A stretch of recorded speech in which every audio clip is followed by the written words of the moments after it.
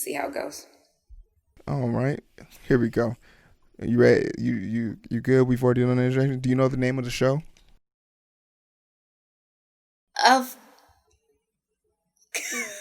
Wait, it's something about shadow, right? It's Shadowbox. Shadowbox. No, I'm just playing. It's called the Identity Booth. All right, that's gonna be Identity part of. booth. I knew it was something. I knew if there was a structure.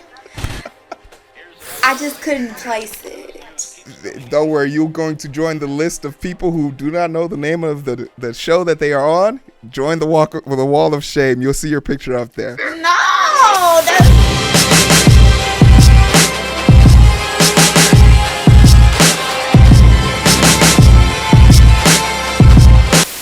Welcome to another episode of the Identity Booth. Everybody, you know I'm happy. You know I'm ecstatic right now because I have a guest in the booth.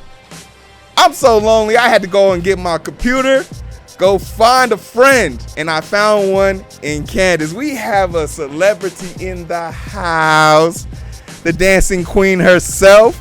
She has come all the way. We don't mention names and we don't mention locations on the podcast, but she's a proud member of the South. She's a close friend of mine that I actually went to school with and didn't have the luxury. Let me tell you how selfish of an individual I am. I didn't have the luxury of meeting this young lady, even though we spent close proximity, because you got your degree in fisheries biology, correct? yes.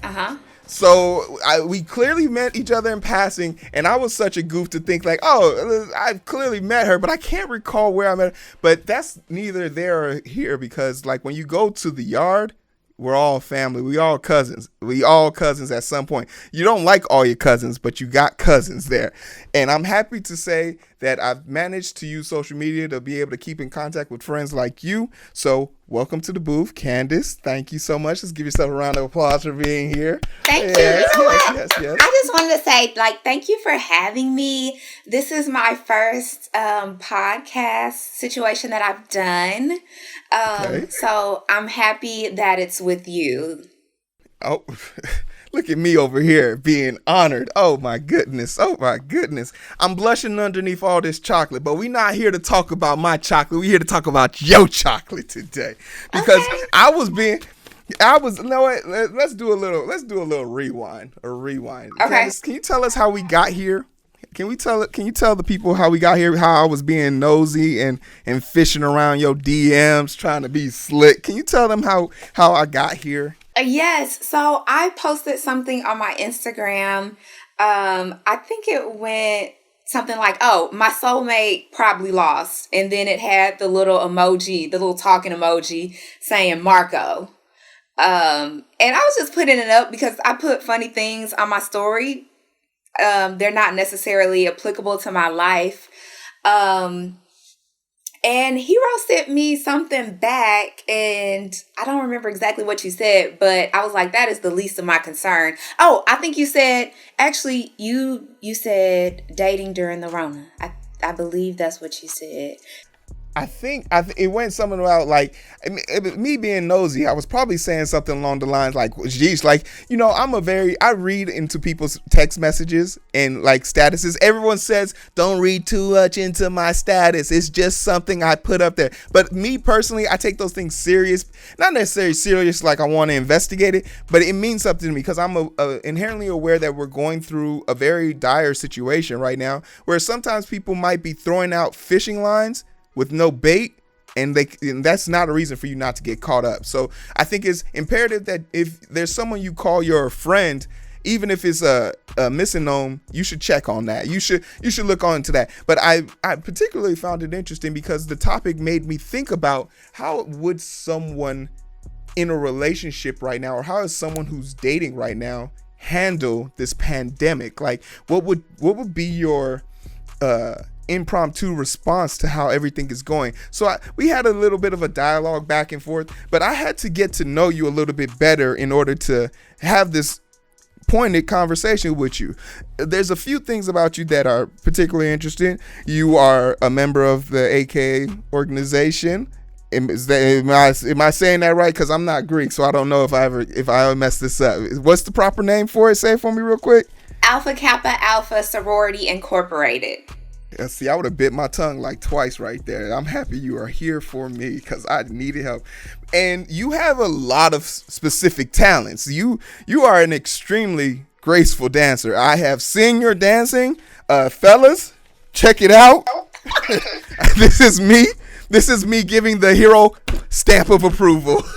Okay, thank you. But that's not really something that, it's not only just something you like do. It's actually a hobby. It's something you work at actively. So can you tell us a little bit about that? Well, I've been dancing probably since I was 3, kind of off and on. I did the typical like tap, jazz, ballet. I did dabble in Irish dance in high school a little bit. I need videos of that. You know what? That was like back in the flip phone era. So unfortunately, I don't think there's any footage at all. It's tragic. It's a tragedy. All right. And go ahead. Yeah, I also did African dance. I went to a performing and visual arts high school. And I did classical piano as well as African dance.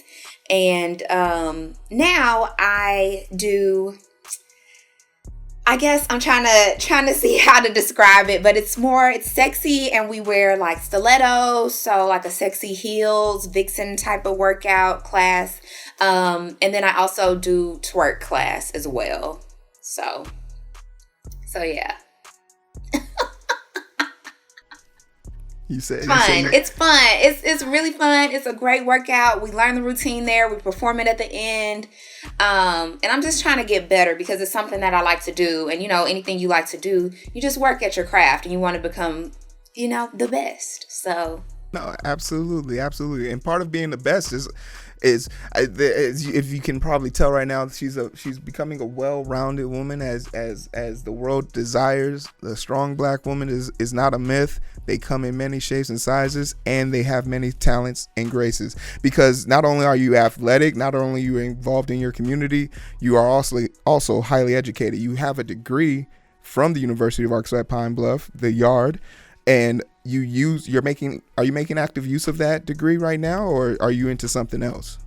Yeah, I'm into something else. So, and I do have a master's as well from the University of Maryland Eastern Shore.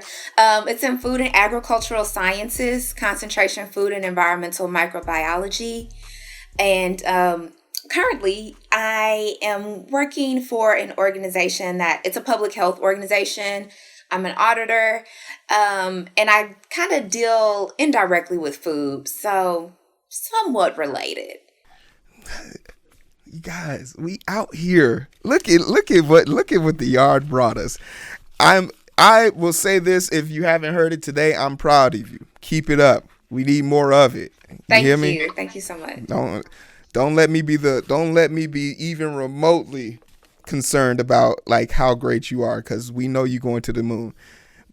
But today's topic revolves around this entanglement. You feel me? Woo, entanglement. So I reached out to you because I was looking for perspective. I'm a single black man. I'm a rolling stone. Wherever I lay my hat is where I call home right now. You feel me? I don't have the luxury of calling a woman to be my own right now. I'm hurting.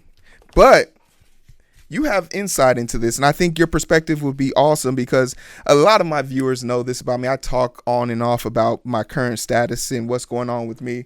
I think that's pretty fucking boring, and that is why I have you here today, because I want to know what it's been like for you. So off top, we know some of the rules. We don't mention names. We don't mention locations of pertinent information, like that time me and you met up in we ain't gonna talk about it. we gonna talk about, though, what we will talk about. You weren't ready for that one. What we will talk about. Off guard. Yeah. But we also not talking about food. We not talking about what we ate in these undescripted locations. That is a mama rule. Mama's rules are law. What So does we're not food talking have to about do food. with what does food have to do with Hey, anything? you want? I can give you my mom's number. You can introduce yourself. She's always open to open conversations, and you can ask her why that is a rule. I don't argue with the person that carried me for 9 months. It just don't happen Okay. that way. But I want to hear from your perspective. You were at the peak of this COVID outbreak. You found yourself in, I'm going to say entanglement because I think that's the cool word right now, but I'm going to let you tell your story. So tell me about the beginning of the pandemic, a significant other you happen to find yourself with, and what brought about that, and the prologue of that situation. Okay, so a little backstory. I was friends with a young man for a whole year.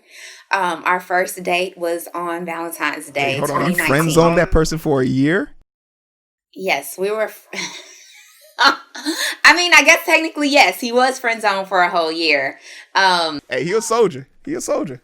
Yeah, and actually, he tried to like break away from me, but I wouldn't let him. Like mid year, maybe like 6 months, because like I really enjoyed his friendship, and I didn't want him to feel some type of way because the feelings weren't returned, and I wanted him to know like we can still have this friendship, even though it's not romantic. So anyway, I kind of it was Valentine's Day 2020, and I was like, okay, you know what? We should commemorate our 1 year friendship anniversary. And he was like, I refuse to celebrate 1 year of being in the friend zone with you. I refuse. Absolutely. Hey, yeah, get your balls out the purse, man. You a grown man. Yeah, okay, I'm with it. I'm with it. He put his foot down. And so we ended up hanging out the day before on the 13th. And so I was like asking him what he was going to do on Valentine's Day. And one of his friends is a chef, and she had a little like couples cooking together something event. And he was taking somebody else. And he was telling me about it, and I was low-key feeling some type of way. But you know, I hadn't voiced that there were feelings. I hadn't said anything. So, you know, he's a free agent. He can do whatever he wants to do. You goddamn right. It's America. You free. Right. So, Valentine's night, I was like, my stomach was a little bit in knots because I knew how I was feeling, but I just wasn't sure how to navigate everything in moving from our friendship journey to a relationship journey. But I felt like I should tell him, right? So I finally got it out there, and he was like, I like you too. But even, you know, a couple weeks after that, I was still like nervous because the last thing I wanted to do was like hurt him. He was a very good friend. Like we would talk just about every day, maybe not on the phone, but it would be like on a text message or on Instagram sending a funny meme. So he was really like a part of my life, and I was a part of his life. And the thing I really loved about our friendship is that, like, I travel a lot for work. I travel every week. He travels as well for his job. He's an entrepreneur. And we could meet up on the weekends, you know, and have fun, have a blast. But, you know, Rona slowed both of us down, but him more so with him being an entrepreneur. But it slowed me down in the sense that I wasn't traveling, but I am still very much so doing all of the work that is required of me via Skype and other type of platforms.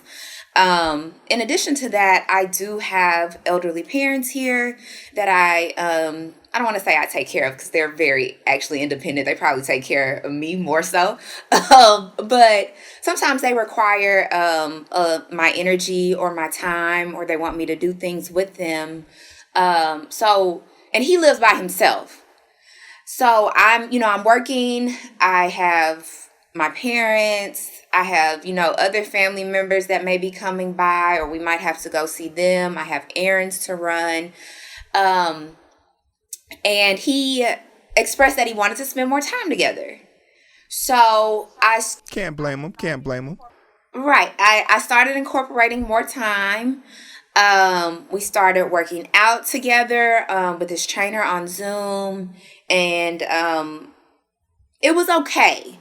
But with me being an introvert, I've never been the type to need or want to be under someone. I'm very used to being independent. Like, I have a brother, but we're 19 years apart. My brother just turned 52. So I'm very much so used to being by myself. So it was definitely an adjustment. And it stopped feeling fun. Like, it was almost That's a key word right there. yeah, it just wasn't fun and exciting. I felt like the weekends would be fun and exciting, something to look forward to, but it wasn't as fun. It kind of felt like a job, like an additional job, low key. And I mean, I think that's what it kind of towards the end, I'll say. At first it was kind of okay, but towards the end it became more toward like, I don't know. Now, like, as I'm hearing this story, I think to myself about what I look for in a relationship. And I'm a firm believer in you gotta look fuckable in order for me to have fun with you first. Like, that's just a man's perspective. You gotta see something you want and then go get it. I want to know your measurements, then I can figure out what degrees you have. That's just the man's mind, state of mind. Is there a thing about physicality that drew you to this person? Like, would this have been something that you found remotely important? You know what? To be honest with you, I'm a little shallow. Like, think of a kiddie pool. I'm that shallow. I know, right? But in this, But you deserve the best. You deserve the best. thank you, absolutely, and so do you. You do too. You can tell me more about it after the show. Okay, but yeah, I was a little shallow, not gonna lie, and he wasn't my typical go-to physical appearance. Guys, hold on. Pay attention. This is the most important part of the show. Candace, what is yo's type? I like someone who is tall. My dad and my brother are tall, so I'm used to someone that is like in the 6'2", 6'3", 6'4", 6'5", 6'6", kind of region. I like a good tree to climb, can't lie. But more than anything, ladies, you want to be able to put on your heels and your man is still taller than you, right? Like, Okay.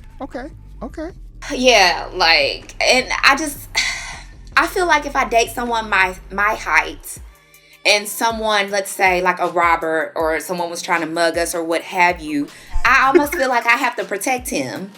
And I don't know why I think that, but like, Don't worry.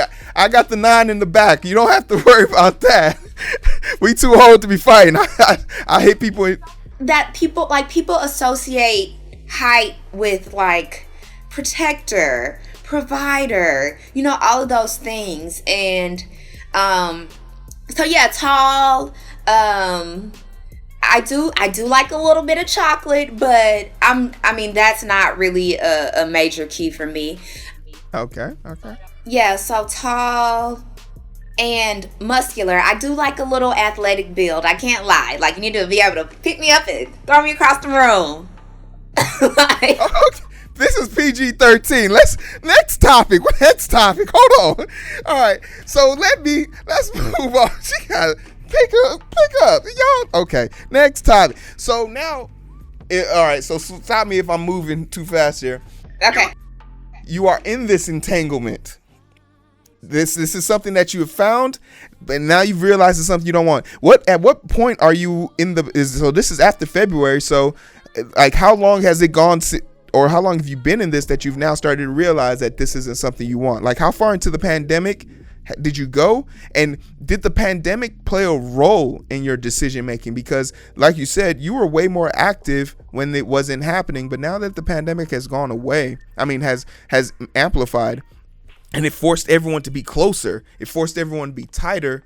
It started to take more of your energy and time. And I'm a firm believer. I'm a physical person. Like I love with a fucking passion. So I can adhere to some of the issues here, because me personally, I know my love language is physical touch and acts of service. If I don't feel of value to you, or if I can't put hands on you, this is a problem for me. I need that closure. So that would be an issue for me. But I also am as you can probably tell, I'm an introvert too. I get my exposure from my podcast. You don't let it deceive you, because I'm in this 4-bedroom house by myself. Like you can't phase me with that. I do enjoy my extrovert spices, but I do know how to bring it back in. Like I enjoy my time alone. It's very important to me. But when I have a woman that is the apple of my eye, she gains a lot more traction with me. She gains a lot more attention from me. So how much attention and traction was he giving, and how much of that did you really want? There was a lot of attention. Not sexual, guys. We were celibate. Spoiler alert. Where does the celibate stuff come from? Why was that a decision? Because I'm not out here to put nobody's business out there. Here, I'm gonna be the first one to admit it, guys. I'm not a virgin, but that is a decision a lot of people make, and I don't know if that's something I would be readily willing to agree with. So what led you guys to decide that was a decision you wanted to write? Well, I had already been celibate like before we entered into the entanglement / relationship. And for me, I feel like soul ties are something that is real. And what's a soul tie? I don't know this. What is this? So it's like when you're attracted to the same type of person over and over, it's because you had that initial soul tie with someone. And that's what makes it hard when people they keep coming back to people, keep coming back. They do them wrong. They beat them up. They do whatever. It's that soul tie that connects them. And it's so hard to sever. And I didn't want to form a soul tie with a temporary person in my life. I don't have that desire at all. And also my religion is important to me. I'm a Christian. And I'm really just trying to honor God with my body and with my life and my actions, my thoughts. So, it was really important that I enter a relationship and be celibate, because I think, and I haven't experienced it, but I think it would be a beautiful thing if you can truly say, I am in love with someone and you have never had sex with them. And that's what I was going for there. I saw a lot of potential for us to be more. And I was like, well, let's try to do this right. Because, and I've heard of couples that are not celibate and then they become celibate. But I'm like, that seems really challenging because you've already had it. You know what it's like. So I want my cookies back. Exactly. Like I give you a toy and then I take your toy away from you. Like, oh no, you can't play with this ever again. Like, what? Women have that power. So I feel like inherently, I'm gonna speak for the entanglement of this situation and say that he agreed to this knowing what you wanted and what he wanted. But as we pushed forward into this entanglement / relationship, things became tense. When did you start to notice tension? Ooh, I think it was when something told me, because women have women's intuition, and something told me. The women's spider senses. Yeah, something told me to go through his phone, through his camera roll. I didn't care about text messages. I wanted to see his camera roll. Wait a minute. Okay, I'll let you finish. Go. Well, and really, I think what made me do that was because I saw his Instagram Explore page, right? And okay. I saw like IG models, fake everything. And I'm wait a minute. Hold on. So you gonna be mad? Okay. I'm gonna put this into context because ladies might not understand this, but I'm gonna put this into context. Now, fellas, I'm talking to y'all. Don't let the women in the room distract you. I'm talking to y'all, fellas. Candace is holding some secrets over there. She is a full figure woman that is delightful. I'm gonna put a video up of her dancing. Y'all looking at what I'm looking at right now. This woman has the ability to entice any man she wants. And this man has made a commitment to her that he's not going to try and slide the D in the M's. You feel me? He's doing his best to be the man that he said he's going to be. So if he's looking at some IG models, is that really that bad? Because once again, if he has the best and he can't have access to it, you can't be mad at him for looking at the menu as long as he don't order. That's all I'm saying. I understand what you're saying, but when you consume so much content like that, it doesn't always have a positive effect. Okay, I'm listening. You know, especially when you're trying to be celibate. And, you know, you need to know that devotion is there, right? So anyway, he was like, that's no problem. I will clean it up. You know that I want you. You're the only person I want. Which I truly believe I was the only person. But after that, and there was probably actually a gap in time from step A to step B. But anyway, back to the phone. Something just told me, look through his camera roll, girl. So I'm like, okay, inner voice, I will look through his camera roll. So here I am, you know, being a little detective. Y'all. What you find?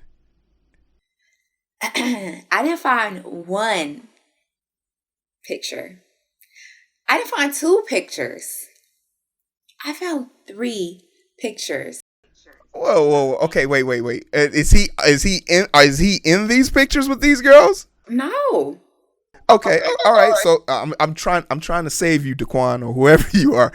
He wasn't in these pictures. All right. So would it be fair to say that these were probably trophy photos? Like women show off. I've had a few nurses, a few lawyers, a few doctors send me photos of themselves in business attire with a little extra. Like women do that. And granted, what's the relative of time? Like, were these pictures sent 3 weeks ago, like during y'all relationship, or was this like 3 years ago? Because I keep some trophies, but I definitely have them behind an encryption. Like I don't keep them on the roll.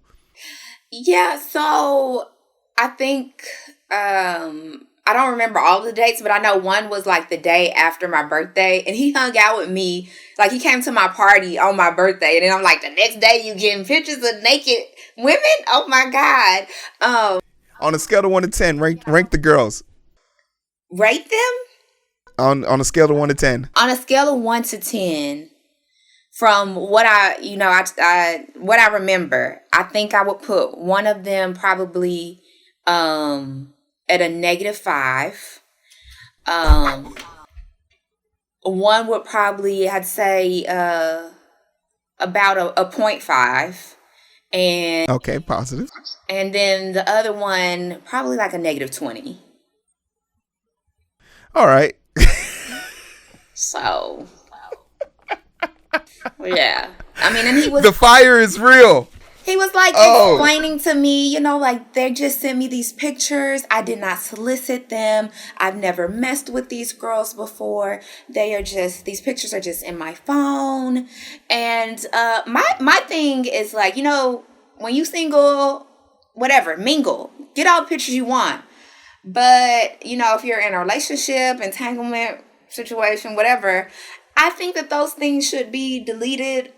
I think they should be deleted, but you probably say they should be moved somewhere. You know, hey, okay, I'll say this. I have some really incriminating photos of women that I have extreme respect for. And while we were entangled, I obviously kept those photos as a alma mater or a trophy. But like as I've gotten older, I would say probably when I turned 28 and up, as I started to gather more of these photos, I started to think to myself, like, I don't want to have the conversation you are having. Like that in my mind dreaded for me. So like I have an encrypted file But then there was also these specific women that even if my phone had gotten stolen, I don't want them to ever be incriminated. So I then deleted those photos. Like I was like I don't want to see this person ever be hurt because of negligence on my part, which could be out of malice or could have just been I left my phone at a bar and a guy plugs it into his SP drive and it downloads everything. So I thought of it from that perspective. I was being I was being that hero. But if I was in a relationship right now, as I stand today, the photos that I do have aren't photos I've ever opened. It's probably something I can delete. If it's something that you're not looking at least once a month, you can delete it. Like guys, we enjoy our trophies. That is what we do. But I'm on the stance of like now, especially today, thinking about it. Any photo I did have my encryptions left, I'd probably end up deleting because I don't think it's even beneficial to me now. Like this person isn't somebody I would even talk to. So I hear you on that, but I can also understand where a guy would come in and be like that. But when you're in a relationship, I think you have to call your spade a spade, and I respect that. So yeah, I think that was a turning point because I kind of felt like I was making sacrifices, trying to spend more time. We would work out and he would want me to stay a little bit longer. I would want to go home and shower. I would be drenched in sweat. It's something about them women's pheromones and that sweat that drive men crazy. I just want you glistening on top of me. I don't know. It's something crazy. That's me though. Yeah. So I'm like, hold up. You doing all of this like, and you don't have that full physical attraction that you want. That's really like what ultimately led me to that point because like, basically, and I kind of felt, and I think it's very like pandemic COVID related, that I felt that he felt if I was not working, I should either be seeing him or I should be on the phone with him. Yeah, and I started to kind of feel trapped, and I almost felt like he wanted me to put him above my family. And I was like, there is an old adage that I adhere to, but I don't put it into practice with my partners, but I do adhere to it for my personal family members. I'm a big component of take care of the person who's going to bury you. You feel me? The person who's going to bury me is the person I create, my family. My family is going to be created with my partner. My partner is going to bury me with my family.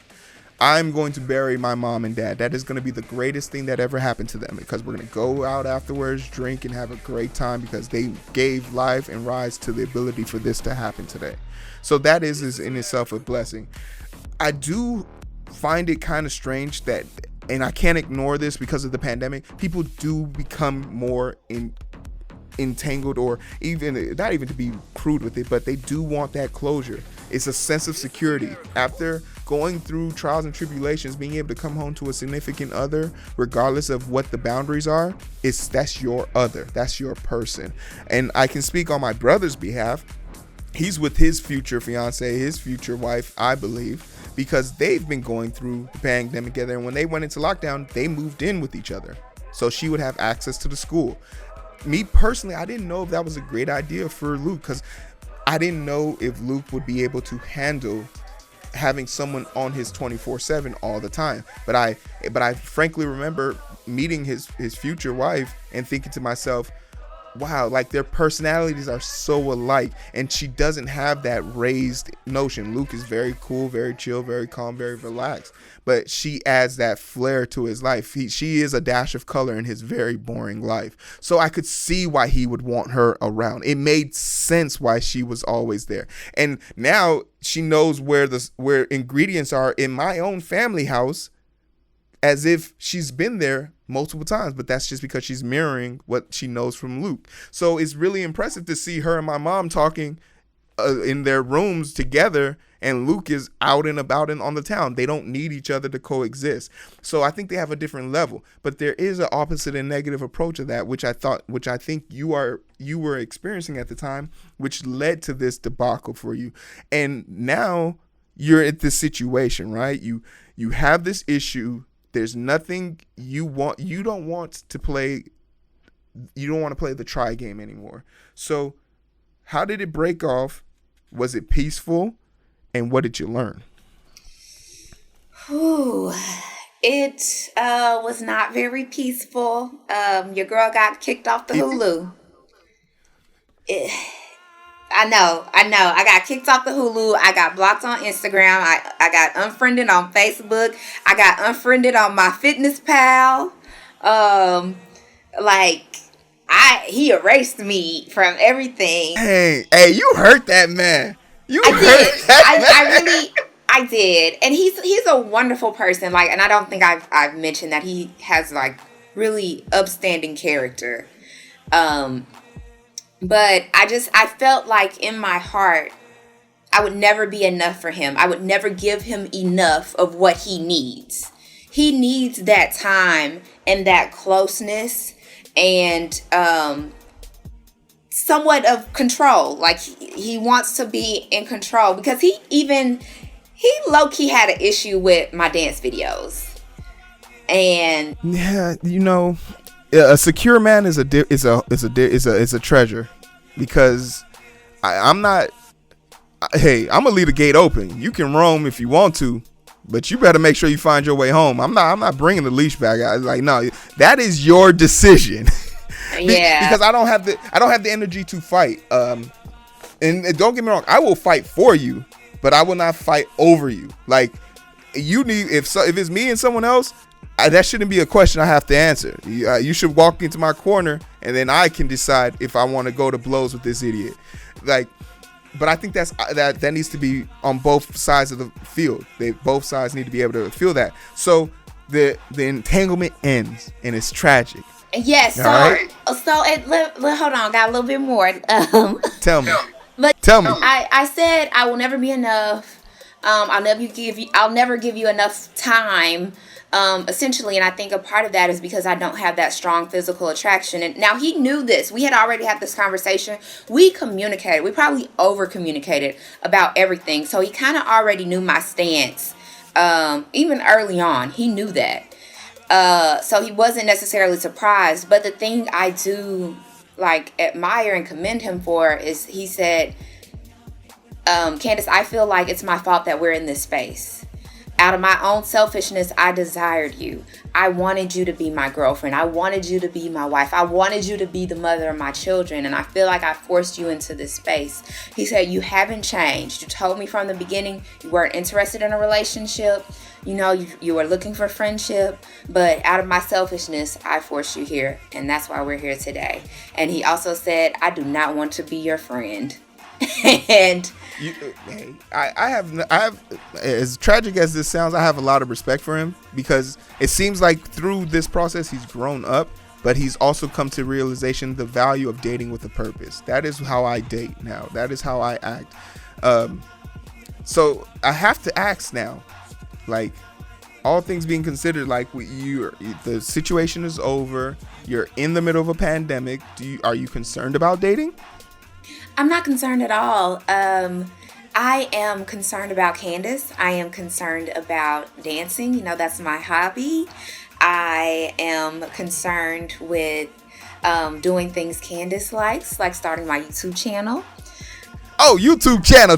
Give us a plug. What's the name of the YouTube channel? Candace Ophelia. Okay. It's going to be up on the screen somewhere. We're going to put the link in the description below. And what you going to be doing on this channel? So it's going to be a lifestyle channel. So every video is going to be a little bit different. But my first video is about oral hygiene because people always ask me about my teeth. So I am giving you all of the tea on how to take care of your teeth, so you don't have to buy the horse teeth. The mask, the straight teeth. It look like Jim Carrey from The Mask. Yes. That scary teeth look. Okay, and I'm not asking for me. I'm asking for the fellas. Will there be any dancing videos? Any dancing videos that start with a T? I'm just curious.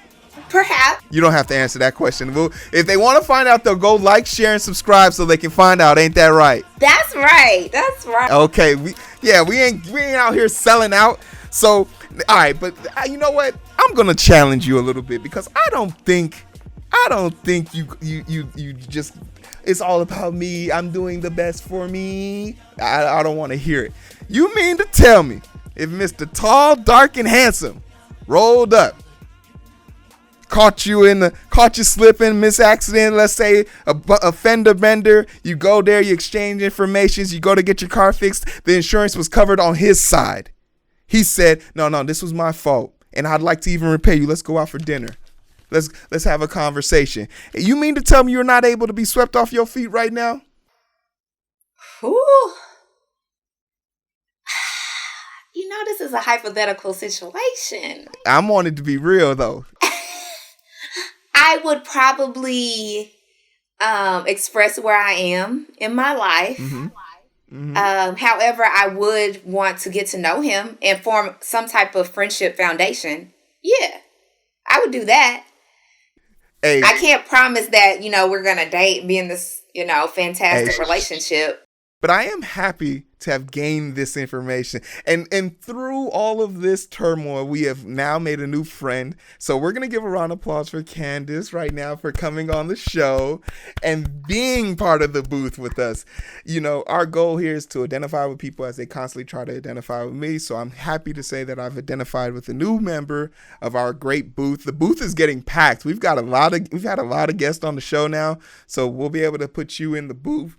Is there anything you want to express or say out to the world as far as dealing with relationships? I know a lot of women have questions, especially about if they're doing the right things, if they're not doing the right things. What is a lasting message if someone's leaving today? You want them to know about themselves? I would just say follow your heart. Like, if it doesn't feel right, it's probably not right, sis.